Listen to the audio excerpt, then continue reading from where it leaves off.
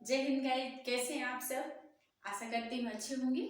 चलिए, आज मैं आपके लिए लाई हूँ हमारे पर्सनालिटी डेवलपमेंट को प्रभावित करने वाले कारक के बारे में आज हम चर्चा करेंगे।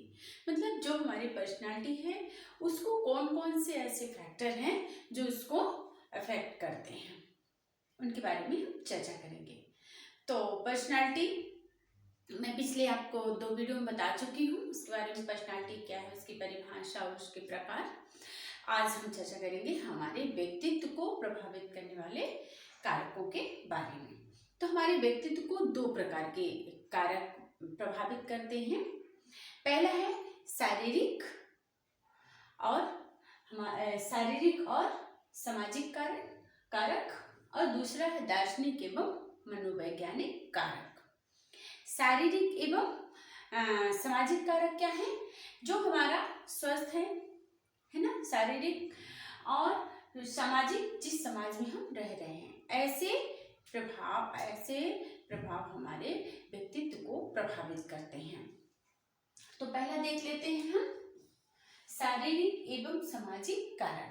शारीरिक एवं सामाजिक कारक में है वंशानुगति, पर्यावरण, शिक्षा, जीवन परिस्थिति एवं आत्म विकास। तो वंशानुगति तो आप पता है, हेरिडिटी। जैसे आपके पेरेंटल जीन्स होंगे उन्हीं के अनुसार आपका पर्सनालिटी हो सकता है। आपका रूप, रंग, चेहरे की हाइट, है ना, वो सब आपके पेरेंटल जीन्स के अनुसार हो सकती है। तो इसका प्रभाव आपके ऊपर पड़ता है। यदि आपके पेरेंट्स की हाइट ज़्यादा लंबी है और या छोटी है या बौने हैं या उनका कलर, रंग, है ना, उसका प्रभाव, यहाँ तक कि उनके व्यवहार का भी प्रभाव आपके ऊपर पड़ता है। तो हमारी पर्सनालिटी को प्रभावित करने वाले कारकों में से एक है वंशानुगत कारक। ये बहुत अच्छा इंपॉर्टेंट कारक है।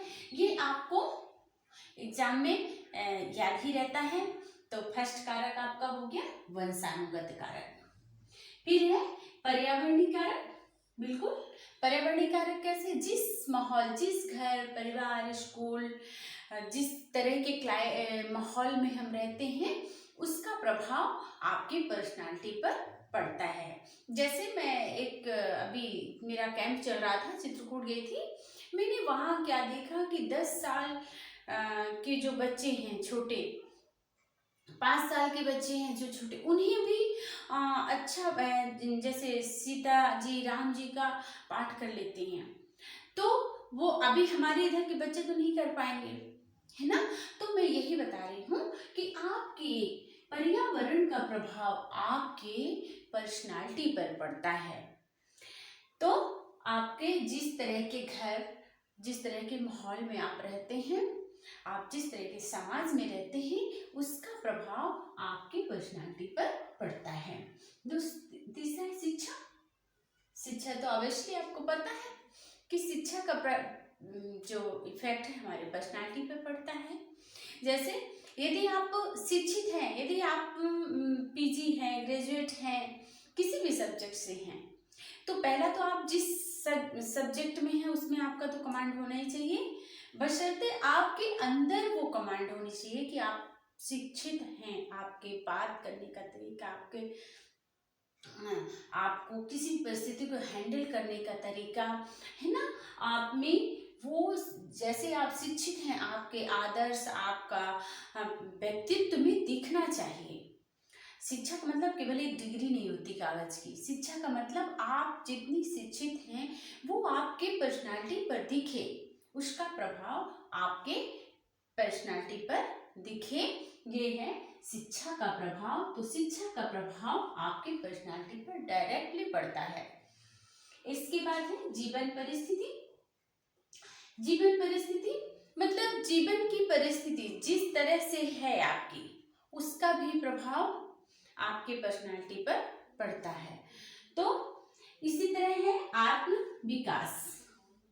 देखिए, आप किसी भी परिस्थिति में हो, उसका प्रभाव तो पड़ता ही है आपके पर्सनालिटी पर, परंतु उस पर रहते हुए भी अपनी आत्म आत्म जो आपके अंदर है उसको बनाए रखना, उसको विकसित किए रखना, अपने पर्सनालिटी को उसके थ्रू ग्रोथ करना, ये हो गया आपका आत्म विकास। तो इस तरह हमने देखा कि वंशानुगत, पर्यावरण और शिक्षा, जीवन परिस्थिति, आत्म विकास, इन सब का प्रभाव हमारे पर्सनालिटी पर पड़ता है। चलिए अब हम देखते हैं दार्शनिक एवं मनोवैज्ञानिक कारक।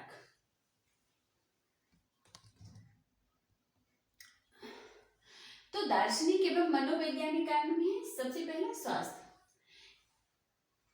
तो स्वास्थ्य का आपका बिल्कुल प्रभाव पड़ता है आपके पर्सनालिटी पर। यदि आप स्वस्थ हैं तो आपका हर काम में मन लगेगा, हर काम को अच्छे से आप करेंगे, किसी से बात भी करना है तो अच्छे से करेंगे, है ना। तो जो आपका स्वस्थ है उसका पूरा प्रभाव आपकी पर्सनालिटी पर पड़ता है। यहाँ तक कि यदि आपका सिर दुख रहा है, आप कितने भी अच्छे से हैं पर वो आपके दिख जाता है चेहरे पे, है ना। तो मतलब कहने का मतलब है कि आपका जो यदि आप स्वस्थ हैं अंदर से तो आपकी पर्सनालिटी पे वो दिखता है, उसका प्रभाव पड़ता है। इसके बाद है भूतकाल के अनुभव। भूतकाल के अनुभव मैंने आपको बताया था कि यदि आप किसी भी इसमें किसी भी सब्जेक्ट में आपका सेकंड पोजीशन, थर्ड पोजीशन लगा है, या कहीं भी आप गेम में ही हैं, आप रनर बन गए हैं, है ना, तो आप उससे सीखते हैं, तो उसका प्रभाव आपके पर्सनालिटी पर पड़ता है, क्योंकि आपको उस पता होता है कि यदि हम यहाँ पे इस तरह से बिहेव करेंगे, ऐसा कुछ कमी हमारी रह जाएगी, तो उसका प्रभाव आपके पर्सनालिटी पर पड़ता है। आपके जो अनुभव होते हैं भूतकाल के, उसका प्रभाव आपके पर पड़ता है। फिर है स्वप्न, ड्रीम्स। तो ड्रीम्स देखिए, ड्रीम्स आपके हमेशा बड़े होने चाहिए। ड्रीम्स यदि आप बड़े रखते हैं तो आप बड़ा ही करते हैं, है ना। तो आपके स्वप्न जितने अच्छे होंगे, जितने अच्छे आपके गोल्स होंगे, उतना मेहनत करके आप उसको अचीव करोगे। तो जैसे आपके ड्रीम्स होंगे उसका भी प्रभाव आपके पर्सनालिटी पर पड़ता है। मान लीजिए आपने आईएएस का ड्रीम रखा हुआ है, तो अब ऐसा तो नहीं करोगे कि आप 10 बजे तक सोते रहोगे, पढ़ाई पर ध्यान नहीं दोगे, जीएस पे ध्यान नहीं दोगे, फिर आप कैसे बनोगे। तो उसके लिए यदि आपने आईएएस का गोल रखा है तो उसके लिए आपका प्रयास भी उतना तगड़ा होगा, तभी तो आप फिर आईएएस को अचीव कर पाएंगे। तो आपका जो स्वप्न होता है वो आपके पर्सनालिटी पर, आपका पढ़ना लिखना, बातचीत करना, आपके वो बिहेव में आ जाना चाहिए जो आपका स्वप्न है। फिर है आत्म छवि। आपके अंदर, आप बाहर कितने भी आपको कोई भी मोटिवेट कर दे, कितना भी आपको पढ़ा दे, पर जब तक आप अपने में, सेल्फ में कॉन्फिडेंस नहीं होगा, आपके अंदर स्ट्रांगनेस नहीं होगी, सेल्फ कॉन्फिडेंस आपके पास नहीं होगा, तो फिर आपको कितना भी मोटिवेट करे उसका कोई प्रभाव आप पर नहीं पड़ेगा। मतलब परिस्थिति कैसी भी हो, मगर आपको सेल्फ कॉन्फिडेंस को हमेशा बनाए रखना है। यदि आप में सेल्फ कॉन्फिडेंस है तो आप कोई भी अचीव को पा सकते हो, और सेल्फ कॉन्फिडेंस अच्छा होगा तो आपका पर्सनालिटी भी अच्छा होगा। इसके बाद मूल्य, मतलब जो आप हैं, जितने आप एजुकेटेड हैं, वो आपके पास एक मात्र कागज का टुकड़ा नहीं होना चाहिए। वो चीज आपके बिहेव में, आपके पर्सनालिटी में दिखनी चाहिए।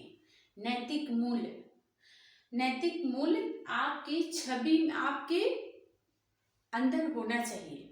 रिस्पेक्ट करना, ईमानदारी, किसी भी काम को लगन से करना, यदि आपने कोई गोल बना लिया है तो उसमें जुट जाना, उसको अचीव करने की पूरी कोशिश करना, अपना 100% देना, ये है ना आपका नैतिक मूल्य। आप में विनम्रता होना, आदर्श होना, ये आपके नैतिक मूल्य में है। तो इसके बिना आपका पर्सनालिटी नहीं है। तो आपके मूल्यों का भी प्रभाव आपके पर्सनालिटी पर पड़ता है। तो चलिए गाइस, आज हमने क्या देखा कि जो हमारा व्यक्तित्व होता है उसको प्रभावित करने वाले दो प्रकार के कारक हैं। पहला है शारीरिक एवं मानसिक, दूसरा है दार्शनिक एवं मनोवैज्ञानिक। इसमें शारीरिक एवं मानसिक में है वंशानुगत और पर्यावरण, शिक्षा, जीवन परिस्थिति, आत्म विकास। फिर है दार्शनिक में आपका स्वास्थ्य, आपका भूतकाल का अनुभव, आपके स्वप्न, आपके जो ड्रीम्स हैं और आपकी आत्म छवि, आपका मूल्य, वो आपके ये सब आपके पर्सनालिटी को प्रभावित करने वाले कारक हैं। ये आपके एनसीसी के एग्जाम बी और सी में आते हैं। तो ये मैं साइड हो जाती हूँ, आप इसके टॉपिक 2-3 बार पढ़ लें तो आपको याद रहेगा।